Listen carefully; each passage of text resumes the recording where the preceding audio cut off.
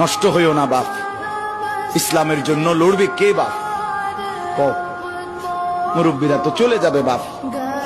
18 বছরের ছেলে, 20 বছরের ছেলে, 22 বছরের তাগড়া জওয়ান, তুমি নষ্ট হয়ে গেলে, তুমি চরিত্রহীন হয়ে গেলে, তুমি যদি সারাক্ষণ নারী ছাড়া, ছবি ছাড়া, মদ জুয়া অশ্লীলতা, তুমি যদি মোবাইলের আসক্তি ছাড়া চলতে না পারো, আগামী দিনে ইসলামের জন্য তুমি করবা কেমন, লড়বে কেমন?